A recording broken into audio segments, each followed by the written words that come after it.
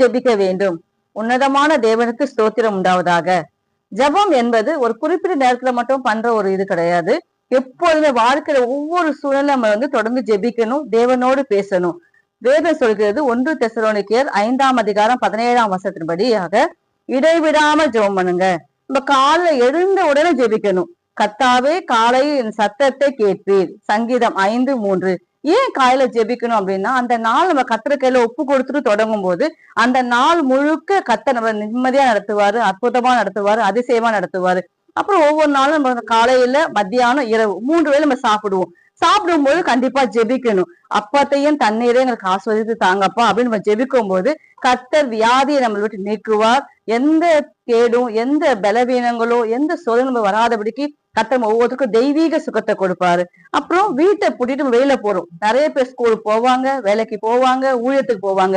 நம்ம வீட்டை விட்டு வெளியில போகும்போதெல்லாம் கண்டிப்பா ஜெபிக்கணும். எதுக்காக அப்படின்னா, கர்த்தாவே என் பிரயாணத்தை வாய்க்க பண்ணுங்க, இந்த சமூகம் எனக்கு முன்பாக வரட்டும், இது முதற்கொண்டு கர்த்தர் போக்கையும் வரத்தையும் ஆசீர்வதிப்பார் என்ற வார்த்தையின்படியாக நம்ம ஜெபிக்கணும். ஜெபிக்கும் பொழுது கர்த்தர் நிச்சயமா நம்மளுடைய போக்கையும் வரத்தையும் ஆசீர்வதித்து கொடுப்பார். அப்புறம் மாலையிலும் ஜெபிக்கணும். பைபிள் இருக்குது, அந்தி சந்தி மத்தியான வேலை கூட ஜெபிங்க. மாலையில நம்ம தியானம் பண்ணணும், ஜெபிக்கணும். ஜெபிக்கும் பொழுது கர்த்தர் அந்த மாலையில, காலையில கிருபையும், மாலையில சத்தியத்தை அறிவிப்பது எவ்வளவு நலமார்க்கும் வார்த்தையின்படியாக மாலை வேளையில நம்ம உட்காந்து ஜெபிக்க கர்த்தர் கிருபை கொடுப்பாரு.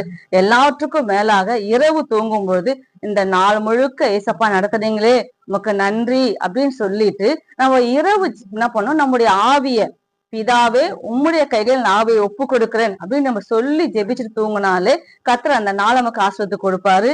எல்லாத்துக்கும் மேல டெய்லி ஒவ்வொரு நாளும் 7 முறை ஜெபிக்கணும். காலையில ஜெபிக்கணும், அப்புறமா 3 வேளை சாப்பிடும்போது ஜெபிக்கணும், மாலையில ஜெபிக்கணும், வெளியில போகும்போது ஜெபிக்கணும், இரவுல ஜெபிக்கணும். அப்படி நம்ம தொடர்ந்து ஜெபிக்கும் பொழுது நம்ம வாழ்க்கை ஜெயமுள்ள ஜீவியமா இருக்க கர்த்தர் நமக்கு அனுக்கிரகம் செய்வார்.